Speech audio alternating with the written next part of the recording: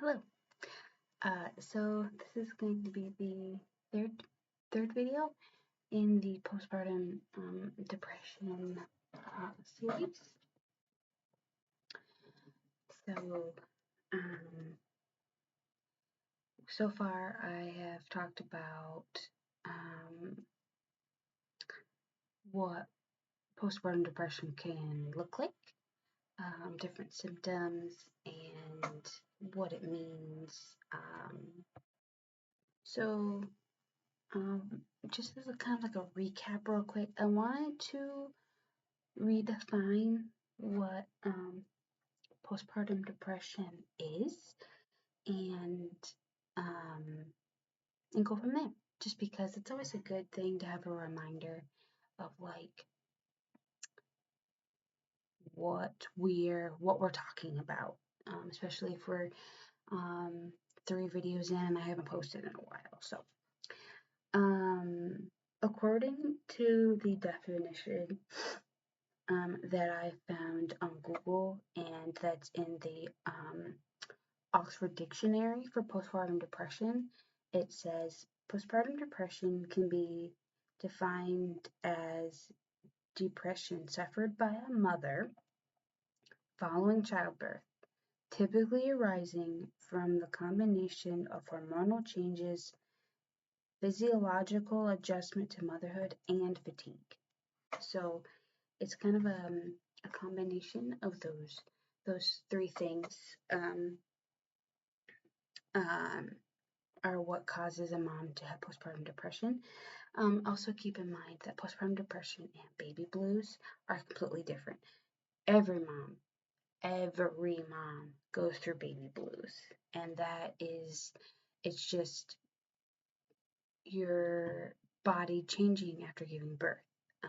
You go through hormonal changes. Everyone feels a little bit of sense of helplessness, especially with their first child. And um, yeah, so baby blues go away typically between 2 to 3 weeks after you bring the baby home.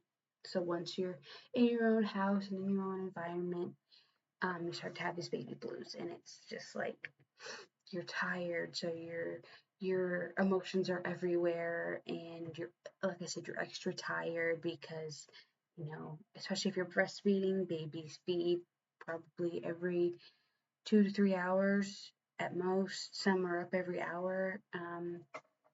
So you're tired, you're emotional, um, your stress levels are through the roof because you have a new baby and you're trying to figure out how your life and their life are going to coexist, stuff like that. And that's baby blues. Like I said, it lasts like 2 to 3 weeks, and then postpartum depression can happen anytime. It doesn't even have to be like, I'm learning that, at least in my experience and for the people that I've talked to, you can have postpartum depression with like a 3-year-old or a 6-year-old. Like the different milestones can cause you to feel different things. And yes, you might have postpartum depression even though you don't have a baby, and that is okay. Everyone, and I mean everyone, deals with different milestones and different ages differently. It's just how it goes, and that's okay. It's fine. It's what happens, and there is no judgment here. If you have like a 6-year-old who's having a hard time in school, so you're having a hard time, and it's just making everything crazy. And so you might have postpartum depression, and that's okay. It's just life, and it's just what you're going through. And I'm sorry that you're going through it. It sucks, and I know, trust me. So, we are going to talk about, I already talked about anxiety. As one of the symptoms that you can have as postpartum depression, as one of the symptoms that I had as postpartum depression. And I talked about how that really affected my life. Probably the last symptom I'm going to talk about in this series is going to be on anger. So if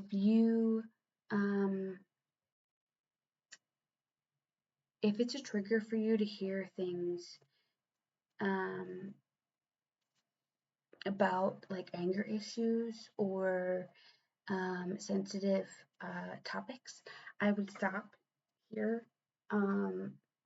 And if you have any questions, then I'm more than willing to answer them either in the comments, or you can message me privately, or in the group if you're part of my vlog Facebook group. You can message me that way. But if you have any depression triggers, I would stop. So I just want to throw that out there before I continue. But if you're still here and you're good to go, then I'm going to continue. I also do want to throw out that I'm very real in my blogs. I don't hold anything back. It's just my life, and for people to understand and to relate to me and maybe to find similarities in what you're going through, I want to be as honest as possible. So I'm gonna do that. But just know that both me and my baby are fine. I went through a little bit of a rough patch for a couple of weeks before I had seen my doctor and got the help that I needed, so we're both okay. And nothing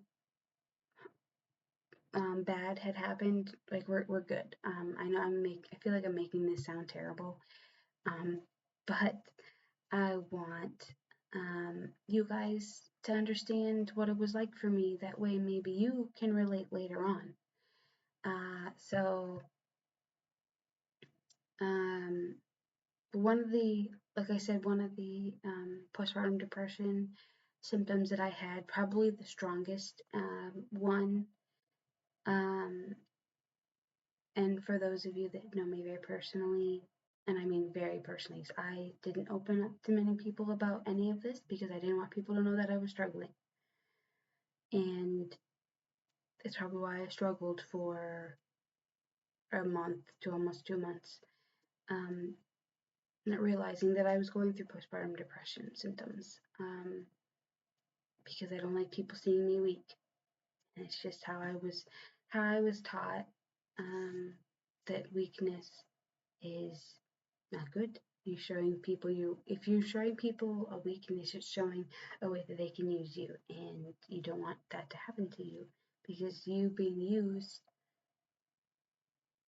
I feel like I'm getting off on a train here. Sorry. Anyway, I don't remember where I was going with any of that. But anyway, so the most prominent, I don't want to say trigger, I guess symptom, I guess is the best word to describe it, for me was anger. I was very tired because, per my doctor's suggestion, even after everyone was like, you don't need to do that, like blah blah blah, I had to wake, because she was so small when she was born. I had to wake her up every 2 hours, 24 hours a day, to get her weight up, because she had lost a significant amount of weight after she was born, which is normal. But the doctor said the amount of weight that she had lost, she isn't gaining back quick enough. So I had to wake her up every 2 hours to feed for like the first month, 2 months. So I was exhausted because it would take me forever to get her back to sleep. Normally at night she was okay, but we went through a period of almost about a month where I couldn't get her to sleep anywhere but in my arms. So I would surround myself, like at night, I would surround myself with pillows, lay in them, not lay, but like kind of like almost sitting up or reclining far, pretty back in bed, and I would surround myself with, like, I would use my nursing pillow. It's like one, not nursing pillow, my pregnancy pillow. It's like one of those really long body pillows, and it's in a C, like the letter C shape. So I just curled that around me, so I had somewhere for her to like sit next to me. And then all around me, I would put pillows. That way, it would support my arms, so I would keep them up. if I were to fall asleep, which happened a lot because I was exhausted. And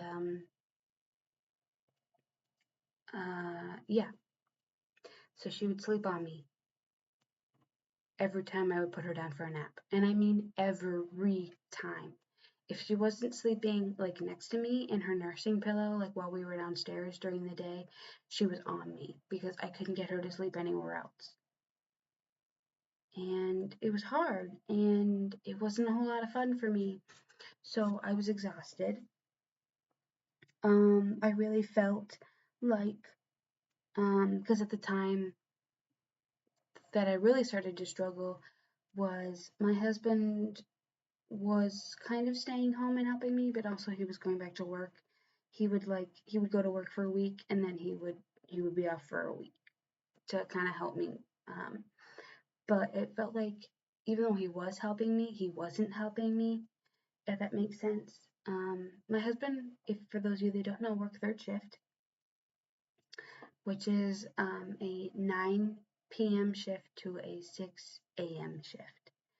So even when he was off, he was still up at night. But instead of him being up and taking care of the baby, I would get up with her because I was nursing, like I was breastfeeding, so I would still have to do it. So I would get up with her. He would change her diaper. And while he's doing that, I would get ready, like get my pillow and get whatever situated, and then I would have to put her back down. And then during the day, I would be on my own, and that would be normally from when he was off. He would go to bed around 7. He wouldn't get up until like 4. And on the days that he worked, he would go to bed around 9 and not get up until like 6. So they were just really long days, and they didn't seem like they would end, and it just felt like I wasn't getting any help, and I was basically a single mom, even though I had this man that lived with me, kind of thing. Like, I just felt very alone. I felt very isolated, and I was tired, and at the time, I didn't feel like people kept telling me, hey, if you need a minute, like if you need me to come over or if you need to drop her off, like that's totally fine. But I wasn't comfortable doing that, like giving her to people. Um, like dropping her off and being like, okay, I'm gonna go home and take 3 hours for myself. Like I wasn't comfortable doing that, especially because I was breastfeeding and I hate pumping. I hate it. I hate everything about it. Like if I ever have another kid, I would probably do it. Like I would breastfeed and pump, but I would pump so I would have stuff left over for later because I like mixing my breast milk with her food when I had it. I just didn't do as much as I should have. Anyway, um, but because of all of those things, I was reacting in a way that was not good. I would lash out very easily at her or my husband. In anger, I wouldn't say I would scream and yell because it's not the type of person I am when I get angry, but I would raise my voice. Like I don't scream. Yeah, I don't really scream or yell. I raise my voice, and it would be moments like that would be brought on because she was crying, and her crying, the best way I can describe it, her even now, and it's not as bad now, and I have ways of dealing with it, so we're good. So let me just reiterate that. But her crying, for whatever reason, if she just continually does it for what I think is no reason, after she's been fed and diaper changed, and she should be happy and okay and content, but she's crying and screaming, and I don't know why. It's like um almost like this pressure that feels like it's building inside of me. And the only way at that time that I knew how to get it out was to become very upset and very angry at her, at the source of the source of those feelings. So I would lash out at her. I would call her terrible names. Like I called her the B word, like bitch. I would call her a bitch multiple times.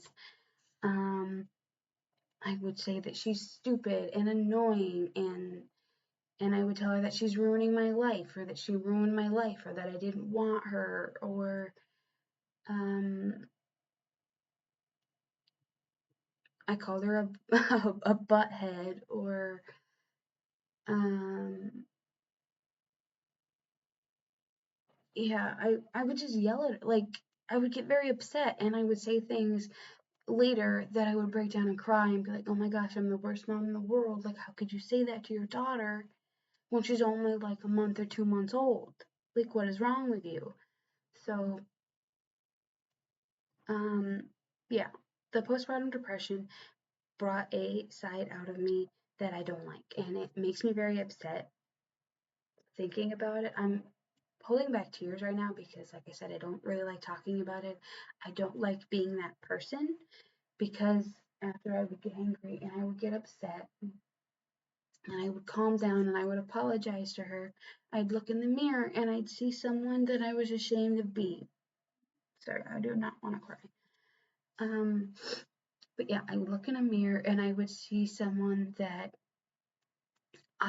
in my opinion, after all that would happen, would be a terrible mom or a terrible person or someone that isn't um, someone that doesn't deserve to be a mom, because no mom in their right mind would say all those things and do these things to their child. Like, what is wrong with you?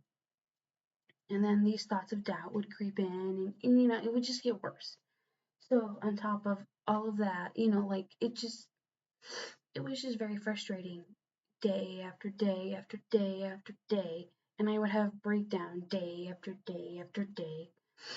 And because I'm not someone that very easily shows the weak, what I consider the weak side of me, like crying and upset and just all in her head, I don't show those very often. I'm what I like to call a silent crier. I'll just silently cry, like to myself, like in the shower or in my room, or even when I'm going to the bathroom, like like moments that I have to myself, I'll just cry and I'll get it all out and I'll put on my happy everything's fine face and just act like I'm okay, even though I'm not. Like it's just I do it now and I know it's not good and I'm getting better at it, but it's just who I am. It's just habits that I've I've I guess grown into, like whatever. But before I got help for my postpartum depression, the anger and the anxiety made me someone I didn't like. And because of those feelings just kept building and building and building, I I couple times have said that I wish that out of now these are moments out of anger. Like she's crying and I don't know why and I'm upset and I don't know what to do with the emotions that I'm feeling. So I would express them outwardly and I would just sob and cry and I'd be like, "Oh my God, I hate my life. I don't want to do this anymore. I don't want to be here. I just want to like put a gun to my mouth and shoot myself or jump out of my third-story building." Like, yes, I had said those things or I had thought those things, but never once did I actually think that I could do it, if that makes sense. I had those thoughts, but they were never thoughts that I would take seriously, if that makes sense.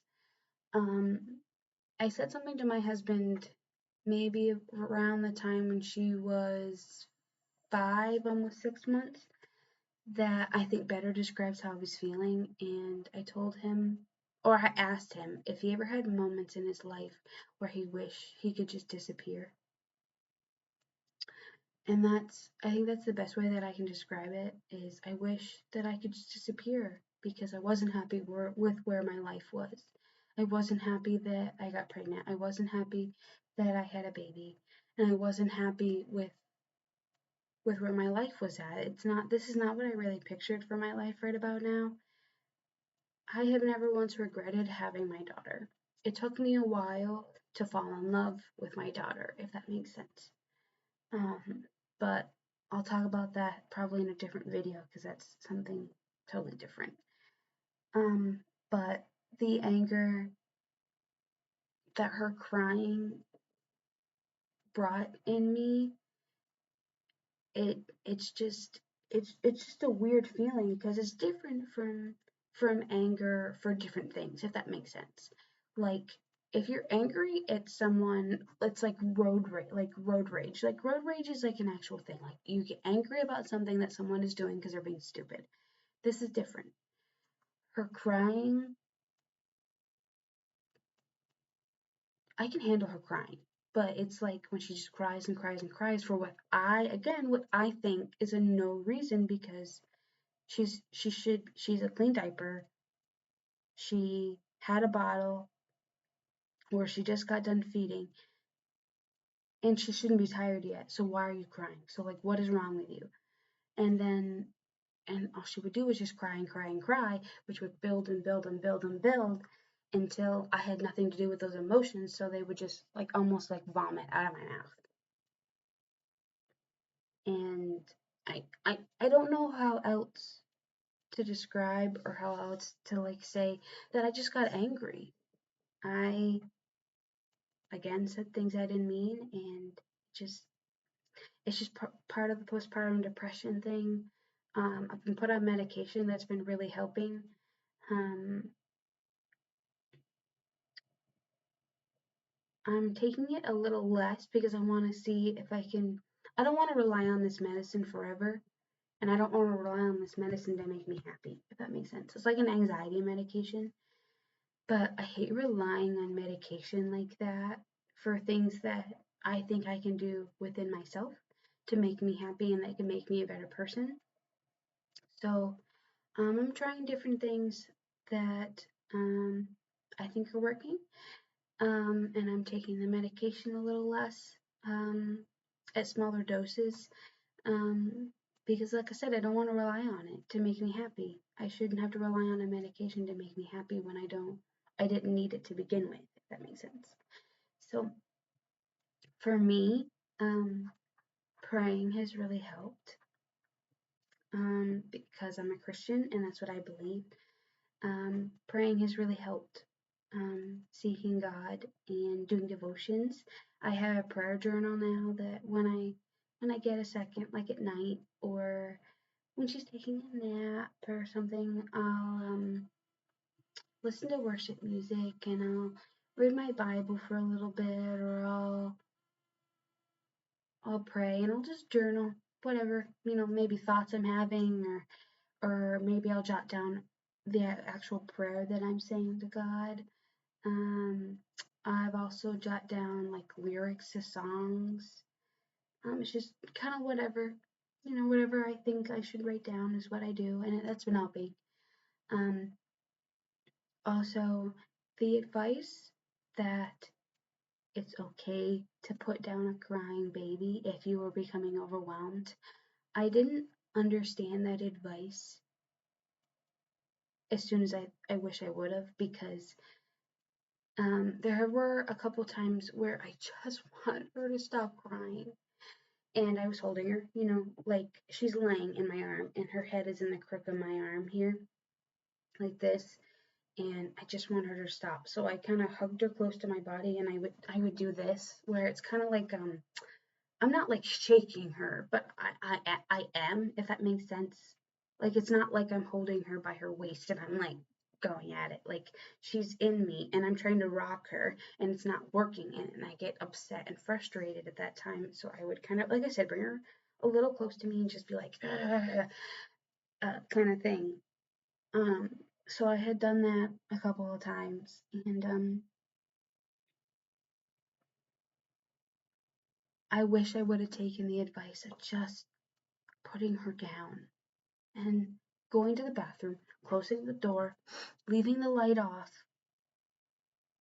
and talking to myself or singing so I can drown out her crying for a second to get my breathing and my heart rate under control. Because when I get into when the pressure starts to build, my heart starts to beat really fast, and I can feel my pulse going up and up and up and up. And it's like I almost get hot, if that makes sense. I actually looked this up. It's like a thing with postpartum depression and anger. These are symptoms. Um, it's like someone once told me that anger when you're a mom and you're dealing with something like that is like a volcano and you're getting ready to explode. Okay. Um, so when you feel that, put the baby down obviously in a spot that's safe. I'm learning now that because she's old enough and she's rolling literally every time I put her on her back, onto her stomach, that put the baby in a safe spot. So like in a bassinet, um, in their crib, on the floor if you have to, like somewhere where they're not going to hurt themselves. Um, put them down. Take 5-10 minutes. Go outside. Take some deep breaths. Uh, go into a dark room. That way, basically what you want to do is find something that is less stimulating for you. Because the reason you're feeling this way is you are very overstimulated, which basically just means that you are going into sensory overload. The crying and the physical touch and whatever else is causing you to feel very overwhelmed, and it's causing your anxiety, whether you have it or not, is becoming very high levels. So what you need is to bring your heart rate down. You need to have controlled breathing. So you need to do it in a space that, one, that you feel safe, two, that is less stimulating. So normally a dark room, that's what they recommend. Um, you feel safe. um, a dark room if that works for you. If not, like if going outside for a couple of minutes and breathing in the fresh air helps you, do that. But if going into a dark, closing the door and talking to yourself so you can drown out the crying in a dark room and get your breathing under control, do that. Like do what works for you. Um, because your sanity comes first. Your baby can cry. It's okay. It's okay to let your baby, I mean, obviously, if your baby's been crying for like 5 hours, you should probably take care of it or have someone come over and help you. Um, but it's okay to take time for yourself when you're both you and your baby are upset. Your baby will either self-soothe itself and they'll get over their crying on their own, or you can take care of yourself, get yourself in the right frame of mind, get yourself calmed down, get yourself in the right frame of mind, and get ready to take care of your baby and to deal with them and get them happy. I mean, maybe they're crying because you're both overstimulated. Like I I've been I've noticed that sometimes I've been holding my baby and playing with her and whatever, and then she'll start crying, and it's because she just doesn't want to be touched anymore. She wants to be put down and she wants to do something on her own. Like that's okay. Babies can entertain themselves. You don't have to be entertaining them 24/7. My baby right now is in the stage where she wants me to entertain her 24/7. But there were times when we were sleeping together that she would wake up crying because she didn't want to be held anymore. She just wanted to be put down. That's okay. Do that. Do what works. Do what works for you. Do what works for your baby. Do what works for your family. And if the advice that people are giving you is too much and you're not asking for it, you can tell them to stop. You can also choose to listen to your doctor or not. I wish after she was like 2 months, I would have just listened to everyone and let her sleep and wake herself up when she was hungry instead of me doing it. Because I probably would have gotten more sleep and I probably would have kept my sanity. But that's beside the point. So,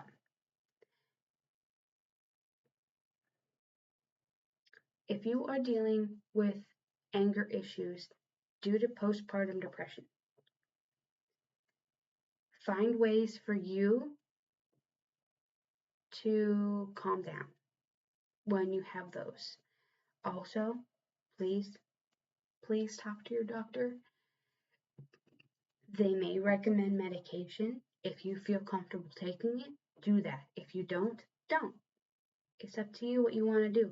But I really recommend that your doctor, either your primary or your OB or your midwife or whoever, know what you're going through. That way, they can check up on you.